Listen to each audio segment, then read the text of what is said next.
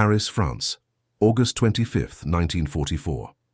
The afternoon sun cast long shadows across the Champs-Élysées as the first American soldiers rolled into the liberated city. Among them, riding in dusty trucks and jeeps that had traveled more than 300 kilometers from the Normandy beaches, were men of the 7x21st Railway Operating Battalion and the 9x33rd Aviation Engineer Battalion, their uniforms bearing the marks of months of sustained operations across France. These were African-American soldiers who had fought their way from the beaches of Normandy to the heart of Paris, and they believed they understood exactly what awaited them in this foreign capital.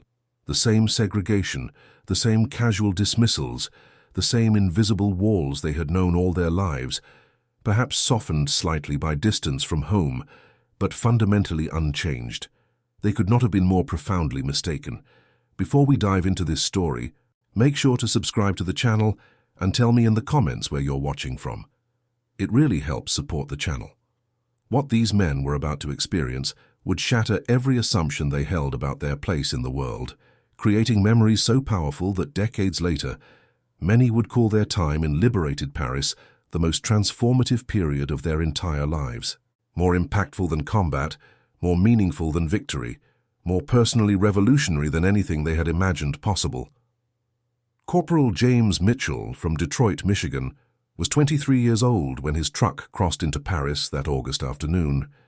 He had spent his entire life understanding the unspoken rules, which water fountains to use, which doors to enter, where to sit on public transportation, how to lower his eyes when white women passed on the sidewalk. His father had been a porter on the railroads for 32 years, a man who had perfected the art of making himself invisible to survive in a world that punished visibility, who had taught his son that safety lay in understanding your place and never stepping beyond its boundaries. James had inherited this survival strategy, wearing it like a second skin, so practiced that he no longer consciously thought about the 1,000 daily calculations that governed his movement through white spaces.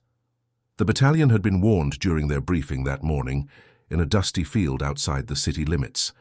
Lieutenant Colonel Howard, their commanding officer who had led them since their formation at Camp Claiborne in Louisiana 2 years earlier, had stood before them with an expression that mixed genuine pride in their accomplishments with something darker, something resigned and almost apologetic.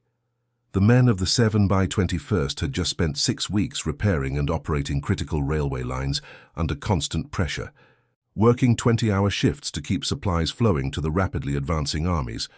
They had restored over 200 kilometers of track destroyed by retreating forces, had maintained operations under occasional artillery fire, had proven themselves as skilled and dedicated as any unit in the European theater. They had earned this moment of liberation as much as any soldier who had fought across France. "But the French don't know you the way Americans do," Howard had said, his voice carrying across the assembled troops who stood at attention in the morning heat. "They might treat you differently at first. Don't let it confuse you, don't let it go to your heads. Remember who you are and where you're from. Remember what's waiting for you back home. Stay together, stay sharp, and don't cause any incidents that would reflect poorly on the unit or give ammunition to those who question whether colored troops should be serving in Europe." The message was clear, even in what wasn't said. Clear in the tone and the careful phrasing. Don't forget that you're still colored soldiers in a white man's army. Don't let a few friendly French civilians make you forget your place in the American social order. Don't presume that this moment of celebration changes anything fundamental about who you are and what opportunities will be available to you. Private First Class Robert Washington from Clarksdale, Mississippi, had nodded along with the others, understanding the warning in his bones with the deep knowledge that came from living every day of his 20 years in the heart of Jim Crow territory. His grandmother had been born into slavery in 1857, had lived through Reconstruction and the subsequent violent reimposition of white supremacy, had survived by teaching her children and grandchildren the essential skills of making yourself small, unthreatening, invisible when necessary. His father had worked as a sharecropper on land owned by white families who treated him with casual contempt, who paid him barely enough to survive, who made it clear through 1,000 daily interactions that he existed at their sufferance. Robert had learned young that survival meant never looking directly at white people unless they demanded your attention, never speaking unless spoken to, never assuming you were welcome anywhere beyond the clearly marked spaces designated for colored folk, never forgetting that the penalty for stepping out of line could be swift and terminal. As their convoy rolled deeper into Paris, past buildings draped with French tricolor flags and buildings still bearing the scars of occupation and resistance, past crowds of jubilant civilians who lined the streets waving and cheering, Robert felt the familiar tightness in his chest that always came with being in white spaces. Stay invisible, his mind repeated like a mantra learned so early it was indistinguishable from instinct. Don't presume. Don't assume. Don't reach for what isn't meant for you. Don't make eye contact. Don't smile too broadly. Don't take up space that belongs to others. Don't give them any excuse. Then something happened that made no sense within his carefully constructed understanding of how the world worked.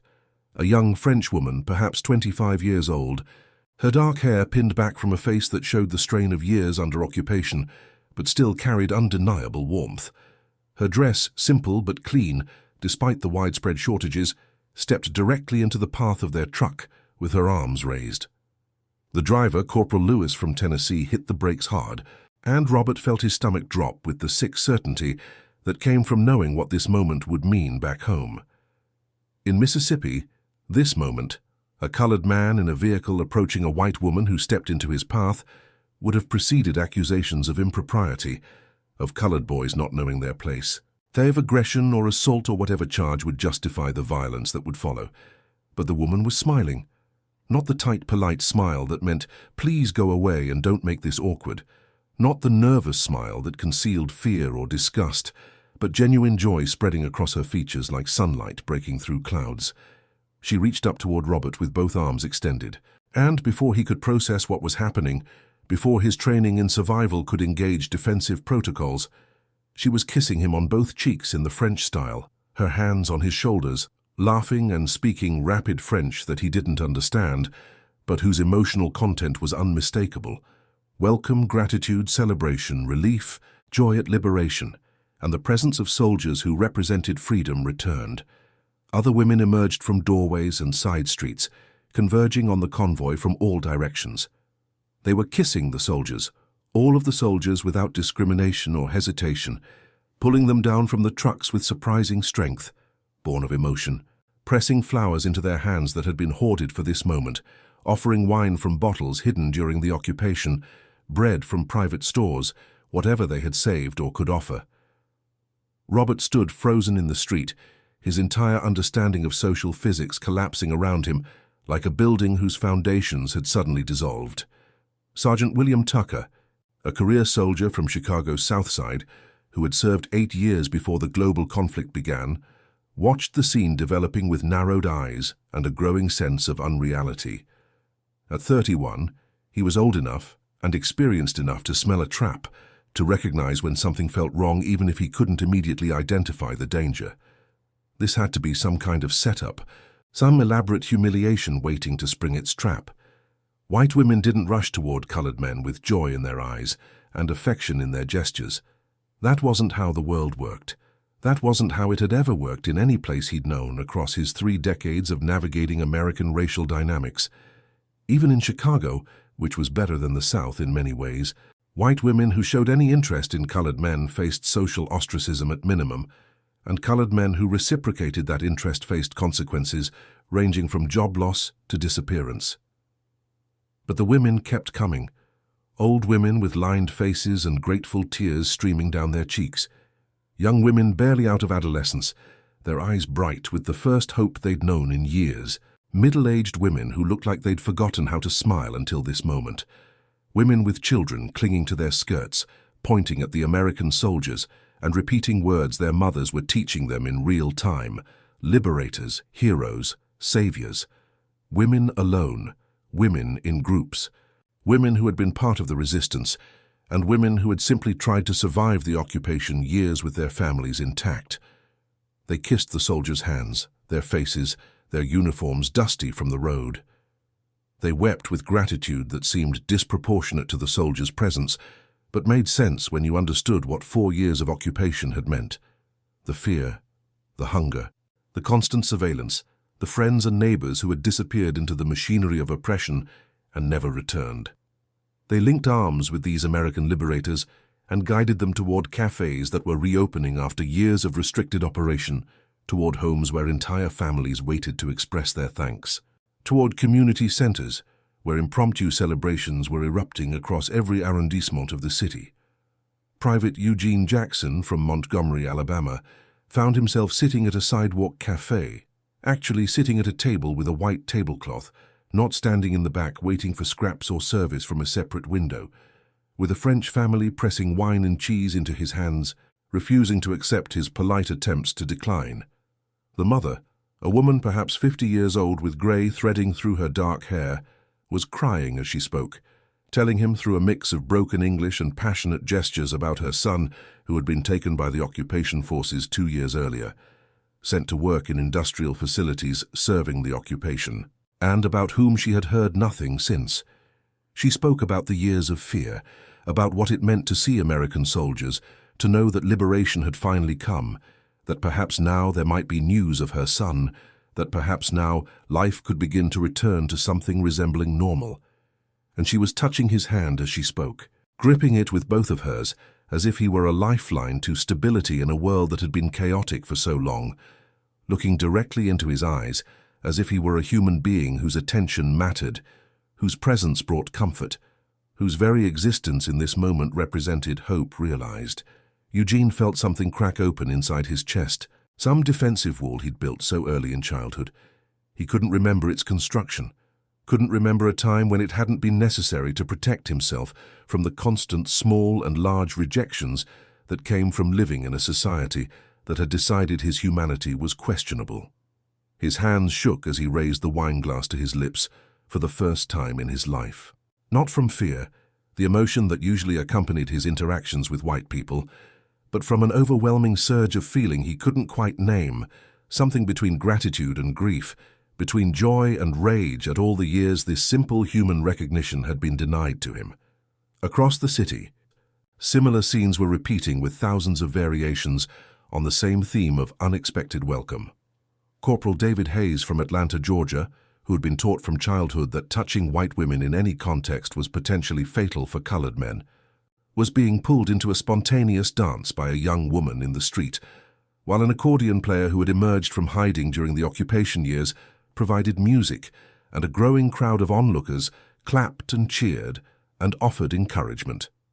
Private Marcus Thompson from Philadelphia, whose father owned a small restaurant that served colored customers exclusively because integration was unthinkable, was trying to explain through gestures and broken French that he'd never tasted wine before, prompting an entire restaurant full of French diners to laugh not at him, but with him, to treat his inexperience as charming, rather than as confirmation of inferiority or low social status that justified his exclusion from refined things.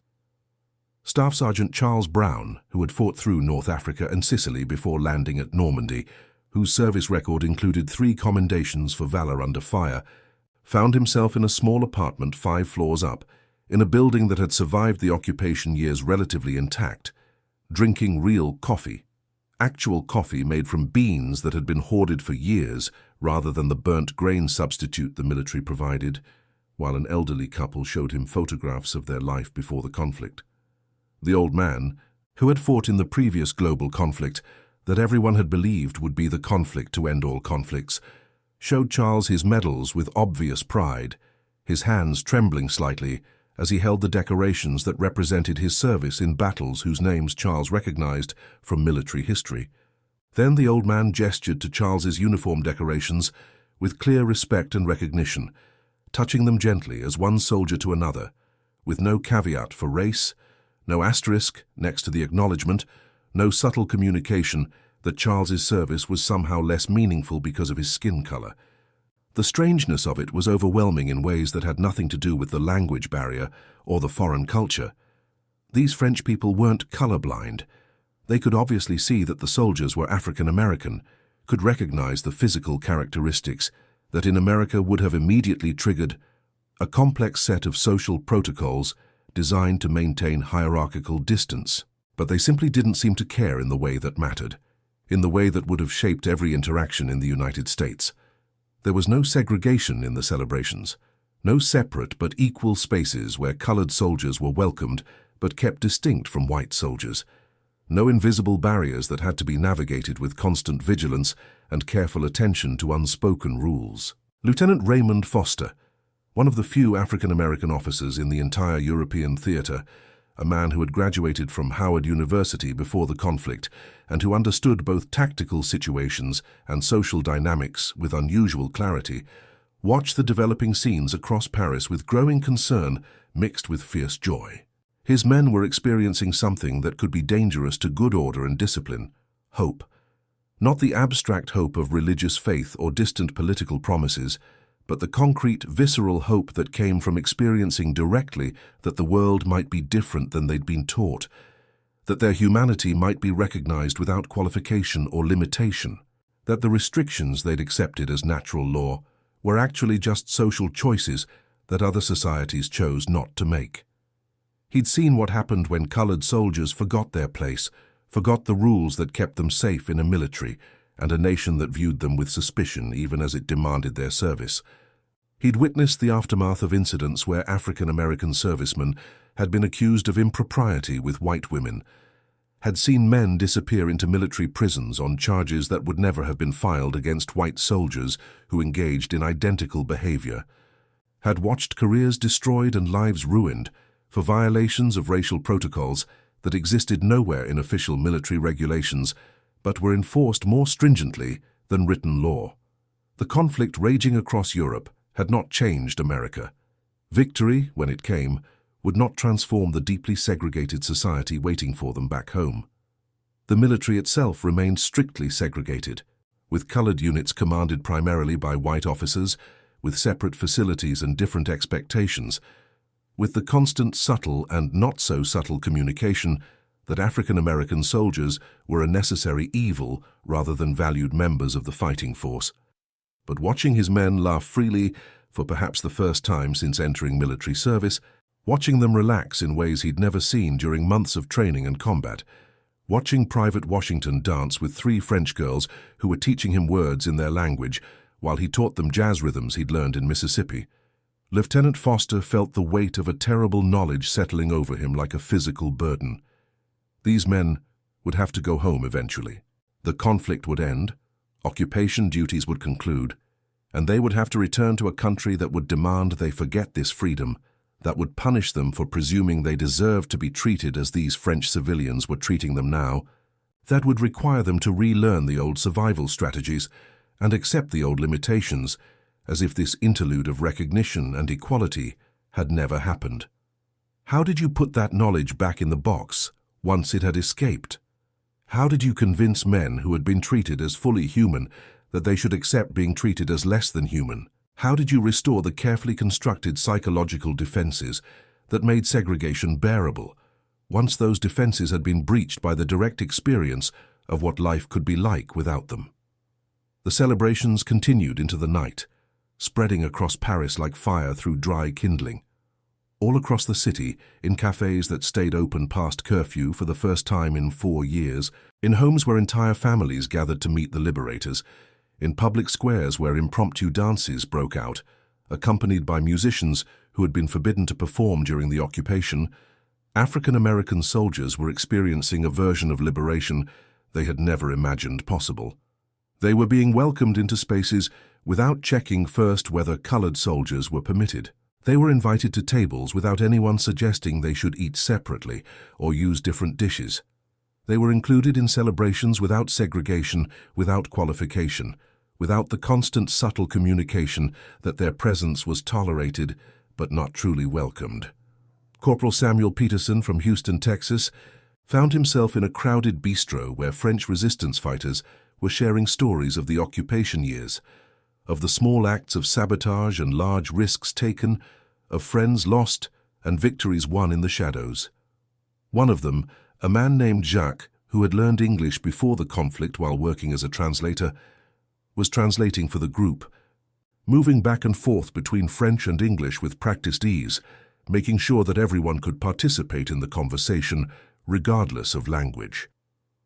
The resistance fighters wanted to know about America, about the soldiers' lives before military service, their families, their experiences, their dreams for after the conflict ended. They asked with genuine curiosity, treating the African American soldiers as individuals with stories worth hearing, rather than as representatives of a category to be kept at arm's length. When Samuel mentioned carefully, choosing his words with the caution of a man who had learned that speaking honestly about racial matters could be dangerous, that things were different for colored people back home, that there were separate facilities and restrictions on where they could go and what they could do and who they could associate with, the French men and women around the table looked genuinely confused. They turned to Jacques for clarification, clearly believing something had been lost in translation, that surely he had misunderstood Samuel's meaning. Jacques translated their questions with obvious bewilderment in his voice, his expression suggesting he shared their confusion even as he rendered their words into English. "But you are American soldiers, yes? You have fought for your country, yes? You liberated France, yes? Why would your own country treat you as less than other soldiers? Why would you be restricted in your movements or your associations? What is the logic of this system?" Samuel didn't have an answer that made sense when spoken aloud in this place where he was sitting at a table with white people who treated him as an equal, where the category that defined his entire existence in America seemed to mean nothing at all. The logic that had governed his entire life, the racial hierarchies that were presented as natural, inevitable, the proper order of things established by biology or divine will or historical necessity, sounded absurd when he tried to explain it to people who simply didn't accept its premise, who looked at him and saw a man rather than a colored man, who couldn't understand why skin pigmentation would determine where someone could sit, or whom they could befriend, or what opportunities would be available to them. The same conversation was happening in dozens of locations across Paris, the same collision between American racial logic and French incomprehension. Private William Henderson from Baton Rouge, Louisiana, tried to explain to a French family why he'd been surprised, why he'd initially frozen, and then tried to pull away when their daughter kissed him in greeting on the street. The father, a shopkeeper who had hidden Jewish neighbors during the occupation at enormous personal risk, who had seen up close what happened when societies embraced theories of human hierarchy based on characteristics of birth, looked at William with something like pity mixed with anger. "My friend," he said in careful English, learned from British soldiers in the previous conflict, "we have just spent 4 years under people who believed some humans are superior to others based on their birth. We have seen where such thinking leads, to violence, to camps, to the machinery of systematic oppression and destruction. You are a man who helped free us from that evil. Why would we treat you as less than fully human? Why would we embrace the very ideology we were just liberated from?" The question hung in the air like smoke from a fire that wouldn't extinguish. William had no answer that didn't sound like a defense of the indefensible when spoken in this context. In this moment, to people who had just been liberated from occupation by forces that had operated on explicitly hierarchical principles. As the days passed and the initial euphoria of liberation mellowed into a new normal, where liberation was a fact rather than a fresh miracle, the African-American soldiers discovered that the French treatment wasn't just celebration-fueled temporary kindness that would fade as the novelty wore off. It was genuine and persistent and apparently unshakable. They could enter any cafe, any shop, any public space without checking first whether colored soldiers were permitted, without reading the atmosphere to assess whether their presence would be tolerated. They could sit anywhere on public transportation without navigating to the back or the designated colored section. They could walk down any street in any neighborhood without fear of violent reprisal for being in the wrong area, where their presence might be construed as threatening or inappropriate. French women continued to seek their company, not as a scandal or transgression that had to be conducted in secret, not as rebellion against social norms that would bring consequences, but simply as a natural extension of social life in a liberated city. Romance bloomed across Paris as soldiers and French civilians connected without the weight of American racial taboos, crushing every interaction before it could develop into genuine relationship. Private James Morrison from Charlotte, North Carolina, fell deeply in love with a woman named Isabel, who worked in a bakery near where his unit was temporarily stationed, while they awaited orders for their next assignment. She brought him pastries and coffee every morning before her shop opened, sat with him during his breaks and taught him French words while he taught her English, walked with him in the evenings through streets that were slowly coming back to life after years of occupation darkness. When he tried to explain that such a relationship would be impossible in his home state, that there were laws specifically forbidding romantic relationships across racial lines, that people had been murdered for less than what they were doing openly in the streets of Paris, Isabelle looked at him with fierce determination. "Then we will stay in France," she said simply, as if it were the most obvious solution in the world. "After the conflict, when you are discharged from military service, you will return here to me. We will build our life in a place where love is permitted, where we can be together without fear, where our children will grow up in a society that judges people by their character rather than their ancestry." It was a fantasy James knew with the part of his mind that had been trained in American realities, that understood the enormous practical obstacles to such a plan. But the fact that someone would offer it, would consider his happiness worth reorganizing an entire life around, would treat their connection as legitimate and valuable rather than as shameful or transgressive, left him speechless with a combination of gratitude and grief that was becoming familiar during these Paris days. He had never imagined being someone whose desires mattered enough for that kind of consideration, whose happiness was treated as a valid priority rather than as a selfish demand that ignored proper social boundaries. He had never conceived of a world where a white woman would choose him openly and defend that choice as reasonable rather than as a temporary aberration or act of rebellion that would inevitably collapse under social pressure. The psychological impact rippled through the African-American units stationed in and around Paris during those weeks of late summer and early autumn. Men who had moved through the world with their shoulders hunched defensively, their eyes downcast to avoid giving offense, their voices carefully modulated to avoid being perceived as aggressive or threatening, began to stand differently. They made direct eye contact during conversations. They laughed louder and with less restraint. They took up space without apologizing for their existence, without constantly monitoring themselves for violations of unspoken protocols. Sergeant Tucker, who had approached Paris with such suspicion and defensive wariness, found himself mentoring younger soldiers through their confusion and transformation. He sat with Private Washington one evening in a café that had become their regular gathering place, both of them nursing wine that had been offered freely and watching the street life flow past with the easy rhythm of a city returning to normal civilian existence. "This isn't home," Tucker said quietly, his voice carrying the weight of experience and painful knowledge. "Don't let yourself forget that, no matter how good this feels. What we have here, what these people are giving us, it's real, but it's not waiting for us back in the States. When we ship out, when we go home after the conflict ends, all this goes away. The welcome, the equality, the freedom to move through the world without constantly calculating safe routes and acceptable behavior. It's all temporary."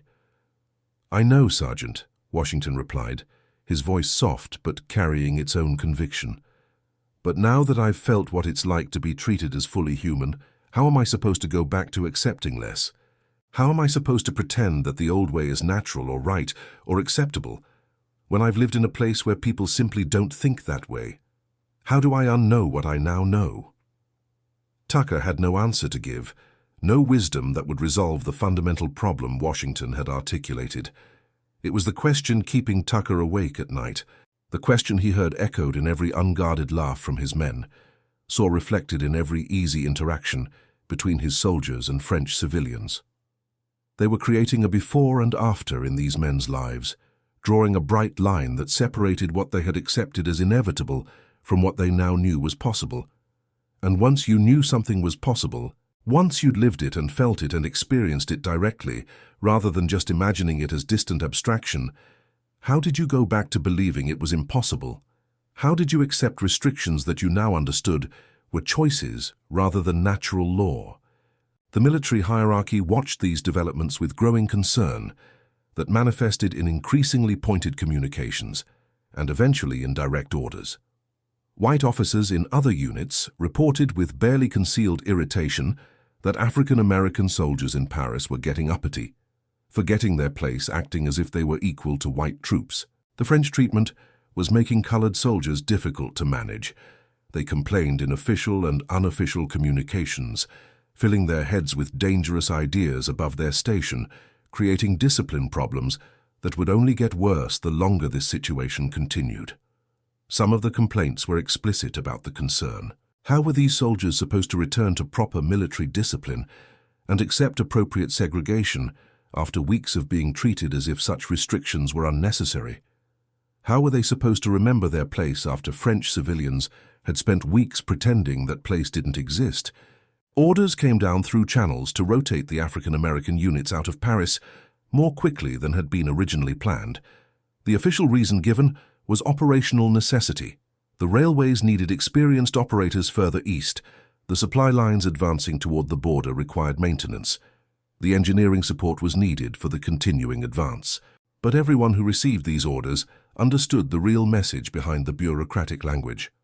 The brass wanted these soldiers away from French civilians who didn't respect American racial protocols, wanted them back under stricter control before they absorbed too many dangerous ideas about equality and dignity, and their right to be treated as fully human. Lieutenant Foster received the orders with grim resignation, reading between the lines to understand exactly what was being communicated and why. He assembled his men in the courtyard where they'd been billeted and delivered the news, watching their faces fall as they processed that their time in this unexpected paradise was ending far sooner than anyone had anticipated. "Pack your gear," he told them, his voice carrying the authority of command and the sympathy of shared disappointment. "We move out at 0600 hours day after tomorrow. You've had your taste of how things could be different. Now we go back to how things are. I'm not going to lie to you and pretend this is easy or that it doesn't matter, but I need you to be soldiers, to follow orders, to remember your training and your duty. What you've experienced here is real, but it doesn't change what's waiting for us in the rest of the conflict or back home after victory." But something had changed that couldn't be unchanged by orders or distance or the reimposition of familiar restrictions.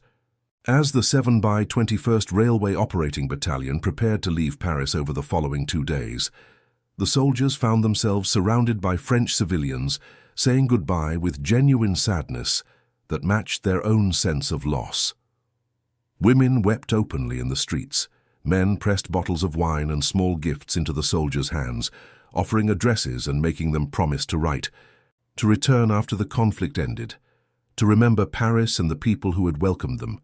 Children who had adopted various soldiers as unofficial uncles or friends hugged their legs and cried, not understanding why these men who had been part of their daily lives were suddenly leaving. Addresses were exchanged with serious intent, not just polite gestures. Promises were made to write letters and to maintain contact across the ocean. Vows were offered to reunite after the conflict ended, to return to Paris where these relationships could continue without the artificial deadline of military orders. There was a sense in many of these goodbyes of something precious being lost, of a brief window of possibility closing before it could be fully explored. Isabel found James the night before his unit was scheduled to ship out. They walked together along the Seine as the sun set, painting the sky in shades of orange and purple, her hand in his without self-consciousness or fear of consequences, and she made him promise to survive whatever came next, to come back to Paris when the fighting finally ended, to choose the life where their love was possible rather than the one where it was forbidden by law and custom. "I will wait for you," she said with fierce certainty, holding both his hands and looking directly into his eyes.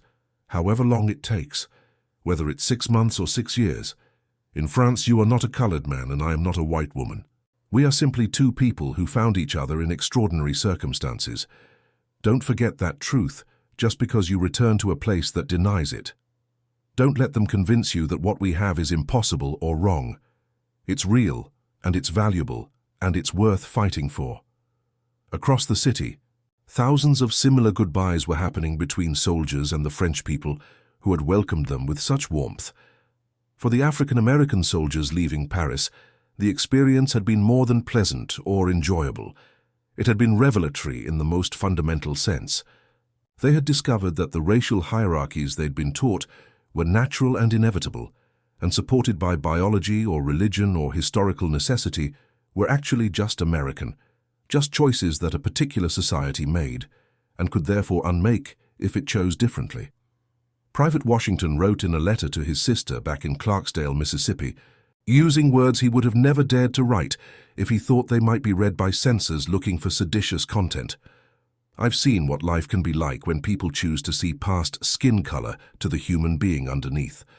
I've been treated as a man, full stop, with no qualifications or exceptions or subtle communications that my humanity is somehow less complete than anyone else's. The French people here have shown me that the way things are back home isn't the way things have to be everywhere, isn't the natural order of the universe, isn't inevitable or unchangeable. I don't know how I'm going to live with that knowledge when I come home, but I know I'll never be able to unknow it, never be able to pretend again that the old way is acceptable just because it's familiar. The convoy pulled out of Paris in the grey light of dawn, 2 days after receiving the orders.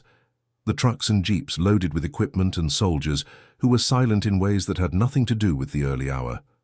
French civilians lined the streets despite the dawn departure time, standing in the cool morning air to wave and call out farewells to soldiers who had become friends, and in some cases more than friends during the brief weeks of liberation. The soldiers waved back, their faces showing a mixture of gratitude for what they'd experienced and grief at its ending, already mourning a freedom they'd barely had time to fully experience or understand. As Paris disappeared behind them, obscured first by morning mist and then by distance, the men of the 7 by 21st settled into a profound silence that Lieutenant Foster recognized as the sound of internal processing, of men trying to reconcile radically different experiences and understand what it all meant. They were heading toward the front lines that were advancing steadily eastward, toward the continuing conflict that still had months to run before final victory, toward whatever occupation duties would follow that victory. But more than that, they were heading back toward an American military that would reimpose racial segregation with renewed vigilance, that would remind them through 1,000 small and large humiliations that their recent experience had been an aberration rather than a preview of the future. They were returning to a system that viewed their hope as dangerous, their transformation as a problem to be managed rather than a development to be celebrated. What the military leadership hadn't anticipated, what their orders couldn't prevent or undo, was that you can't give people a taste of dignity and then expect them to accept degradation without question or resistance. You can't show soldiers what equality feels like and then convince them that hierarchy is natural. You can't let men experience being treated as fully human and then expect them to accept being treated as less than human without it creating profound psychological tension that would eventually demand resolution. The African-American soldiers who passed through Paris during the liberation carried home a dangerous knowledge that no amount of reimposed segregation could fully erase, that respect, equality, and human recognition were possible, that they weren't asking for something impossible or unreasonable when they demanded to be treated as full citizens, that the American system was a choice rather than an inevitability. Corporal Mitchell, who had entered Paris expecting nothing beyond perhaps a brief rest from the constant pressure of operations, kept a photograph that a French family had given him. In the picture, taken by a neighbor with a camera that had been hidden during the occupation, he was sitting at the head of their dinner table, smiling without the guardedness that characterized every photograph taken of him in America. Relaxed in a way he'd never been relaxed around white people in his entire life. He looked at that photograph whenever orders came down, that reminded him of his supposedly inferior status, whenever he encountered the casual racism that permeated military culture, whenever he felt tempted to accept that the old way was the only way possible. The photograph reminded him that he wasn't crazy, that the freedom he'd tasted in Paris had been real rather than imaginary, that a better world was possible because he'd lived in it, even if only briefly. It became a talisman against despair, proof that transformation was achievable if enough people chose to make it happen. The months that followed were difficult for the soldiers who had experienced the Paris liberation. They found it harder to swallow the routine indignities of military segregation, harder to accept that they could be asked to fight and potentially give their lives for freedom abroad while being denied basic dignity at home. The contrast between French treatment and American racism became unbearable for many, creating a tension that expressed itself in various ways, anger, depression, determination, activism. Some soldiers began organizing, carefully and quietly, talking to each other about what they'd experienced in Paris, what they'd learned about alternative possibilities, what they would demand when they returned home after the conflict ended. The Paris experience became a touchstone for these conversations, a proof of concept that alternative social arrangements were possible and functional, and actually quite natural if people simply chose to implement them. When victory in Europe finally came in May of 1945, bringing an end to years of conflict and suffering, thousands of African American soldiers remained in France during the occupation period. Many, given the choice, extended their service specifically to stay in Europe rather than return immediately to the segregated American South. They wrote letters home describing their continued positive treatment by French civilians, sparking curiosity and sometimes disbelief among family members who couldn't imagine a place where racial prejudice simply wasn't the governing principle of social organization. James Morrison made good on his promise to Isabel. After his discharge in early 1946, he used his military benefits to book passage back to France, where they married in a small ceremony attended by her family and the friends they'd both made during the occupation period. He was far from alone in making this choice.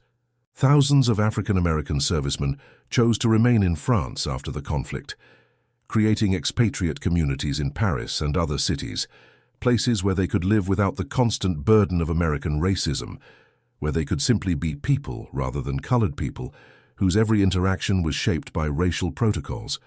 Those who did return home came back fundamentally changed. They had seen behind the curtain, had discovered that the American racial system wasn't natural law or divine mandate, but rather a set of choices that could be different if people chose to make them different. This knowledge fueled the nascent civil rights movement, adding urgency and certainty to demands for equality that had existed before the conflict, but now carried the authority of men who had proven their patriotism through service and who could testify from direct experience that alternatives were possible. In the years and decades that followed, veterans of the Paris liberation spoke and wrote about their experiences with increasing openness. Their testimonies were powerful because they came from men who had proven their courage in service to their country, who had literally fought for American ideals abroad, whose patriotism couldn't be questioned without revealing the bankruptcy of the system that questioned it. When they pointed out the hypocrisy of a nation that denied them at home the very freedoms they'd fought to protect abroad, it was harder to dismiss their critiques as the complaints of malcontents or outside agitators. The French treatment of African American soldiers during the liberation became a reference point in debates about racial equality that extended far beyond the veteran community. If the French could see past skin color, if they could treat black soldiers as heroes and equals without society collapsing into chaos, what excuse did America have for maintaining segregation? The comparison was devastating to claims that racial hierarchy was natural or necessary for social stability. Sergeant Tucker, who had warned his men not to let the Paris experience confuse them about their place back home, found himself unable to follow his own advice once he returned to civilian life in Chicago. He became active in veterans organizations, pushing for integration of the military and equal treatment for African American servicemen. When challenged about his activism by those who suggested he was being ungrateful or divisive, he would describe his time in Paris, the French civilians who had treated him as a liberator without qualification, the absurdity of fighting against an oppressive system abroad while accepting one at home. "I've lived in a society that chose equality," he would say to audiences at churches and community centers and veterans meetings. "I've been treated as a full human being, worthy of respect and dignity." Once you've experienced that directly, you can't unsee the artificiality of American racial oppression. You can't pretend it's natural or necessary when you know from lived experience that it's simply a choice and that different choices produce better outcomes for everyone. The impact rippled forward through the decades that followed. The children and grandchildren of the soldiers who liberated Paris grew up hearing stories about a magical time when their fathers or grandfathers had been treated with dignity and respect by white people who didn't seem to notice or care about race. When romance across racial lines had been accepted rather than violently punished, when equality had been the norm rather than a distant dream that seemed impossible to achieve. These stories became part of the cultural mythology that sustained the civil rights movement through its long and difficult struggle. They provided evidence that the world activists were fighting for wasn't utopian fantasy or impossible dream, but rather achievable reality. If it had existed in Paris in 1944, if African American soldiers had lived it and testified to its reality, then it could exist in America too, if enough people chose to make it happen. The French people themselves often seemed genuinely surprised by the intensity with which African American soldiers remembered and treasured their treatment decades after the events. To many French civilians looking back on the liberation, they had simply been greeting their liberators with appropriate gratitude and warmth, expressing relief at the end of occupation through spontaneous celebration. They hadn't intended to spark a revolution in consciousness, hadn't realized that basic human decency and equality would be so profoundly transformative for men who had never experienced it before from white people in positions of social power.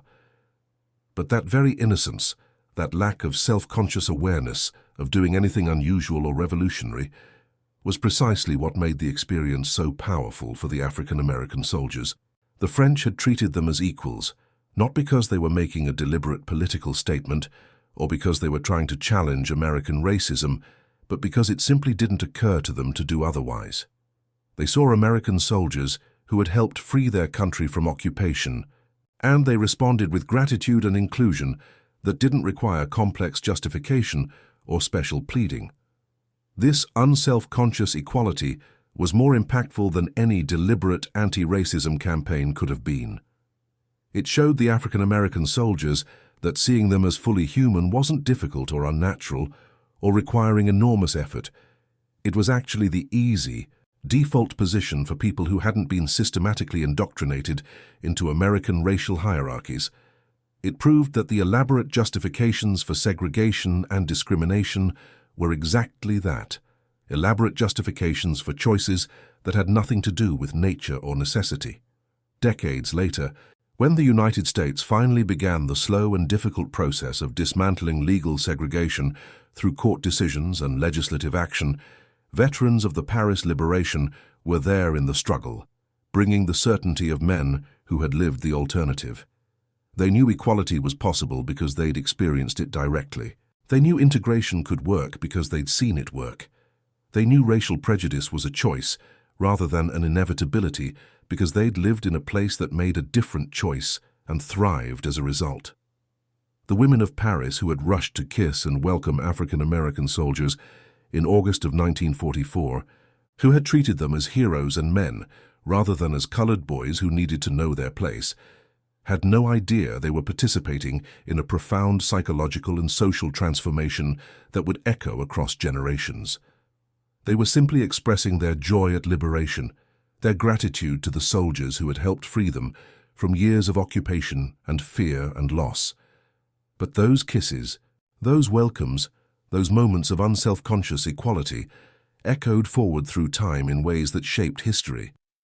They helped spark a revolution in consciousness among African American servicemen, helped fuel the long civil rights struggle that would eventually transform American society, helped convince multiple generations of activists that equality wasn't just a dream, but an achievable reality they had the right and the duty to demand. Private Washington, who had entered Paris believing he understood his place in the world's social hierarchy, returned home with knowledge that made that old understanding impossible to maintain. He became a teacher in the segregated school system of Mississippi, and he told his students about Paris, about being treated as fully human by people who had no investment in American racial politics, about French civilians who simply didn't see racial hierarchy as natural or necessary.